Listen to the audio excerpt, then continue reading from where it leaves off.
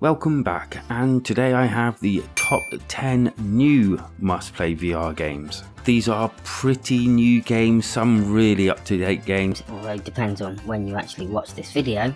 But pretty much all of these games are gems in their own genres. I have tried to pick different genres so they're not all the same thing, and there's a few honourable mentions because they have up-to-date DLC. And obviously if you're new to the channel and you don't want to subscribe quite yet, then wait a little bit and subscribe a bit later on.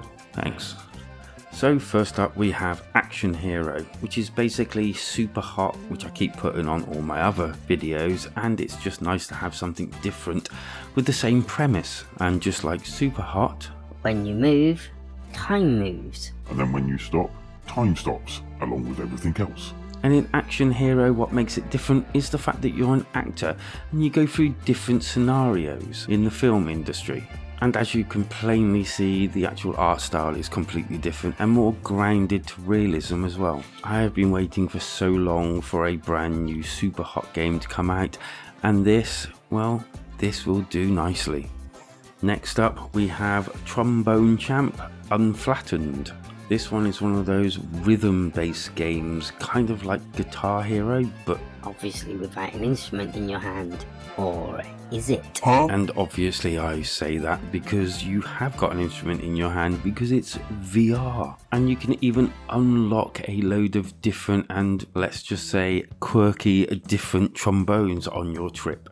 Trombone Champ can also be played in MR, or mixed reality, and I kind of didn't like this version, to be honest. It just seemed a little bit too small and spaced out oddly. But apart from that, the game doesn't take itself too seriously, and it's just a little bit of fun.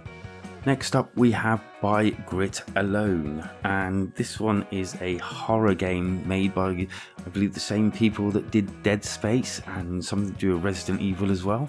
Basically, you've been stranded and it's up to you to try and get home. But in order to do this, you need to port at different space stations, each With a dark story. This is another one I reviewed very recently and I thoroughly enjoyed it. It did have a few bumps here and there, but it was pretty enjoyable nonetheless. And if you're enjoying what you're seeing, go ahead and subscribe. Next up, another one that's more in the dark regions, but it's a tower defense builder, Underworld Overseer.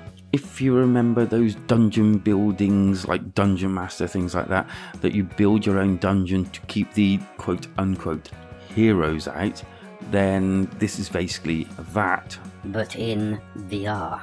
I really enjoyed this one, mainly because it's somewhat different to everything else coming out in VR right now.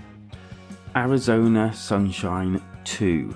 Now this one you actually get a dog to travel with, but it's kind of like Arizona 1 but with more story, a updated by a lot graphics, sound, and back with more of that humour. One of the biggest things I enjoy about the Arizona Sunshine franchise is the fact that it's not all set in dark and gloomy places, so you can not really sit back and take in the scenery, but you can enjoy it somewhat. Again, thoroughly enjoyed this game. If you played the first one, this one is a must. And now pulling out the big guns, Batman Arkham.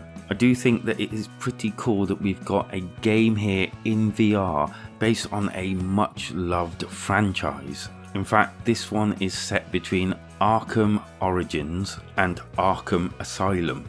And when they say this time stepping into the shoes of Batman or Bruce Wayne, you are literally doing that. The combat system has been made especially for VR so that it gives you that feeling of the original games, and also the use of the gadgets as well. My next one is a little bit older, but it's Assassin's Creed Nexus VR. It is quite a new game, just not as new as some of the others. I really enjoyed this game. I had so much fun leaping off things, assassinating people using the wrist gadget. Again, I felt it wasn't perfect at release, but I did find it fun to play and really interesting to be put into the shoes of the different characters that you get to play. I did mention some honourable mentions. This is one of them, Puzzle Places. And I put this on the list because it's constantly bringing out different DLCs. That and my mum absolutely loves this game. I have tried it out myself and it is free, I believe, still on Meta Plus. If you're looking for a relaxing puzzler that uses the world of jigsaws in a kind of unique way, even more so you can see inside some of the buildings that you build. And I hear there are new DLCs with moving jigsaws. In fact, I saw one and it was quite impressive. And again, if you feel like subscribing to the channel, then welcome aboard. Next up, we have Sansa's Behemoth. I have literally just come off playing this and reviewing this, and as so I will try and link my review somewhere for you.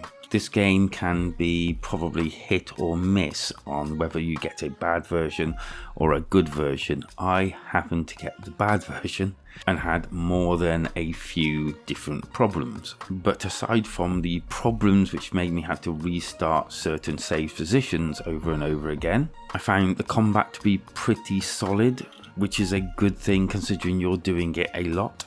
You can upgrade certain weapons and there are a load of different weapons to be used from long range to short range. The behemoths are actually quite decent looking.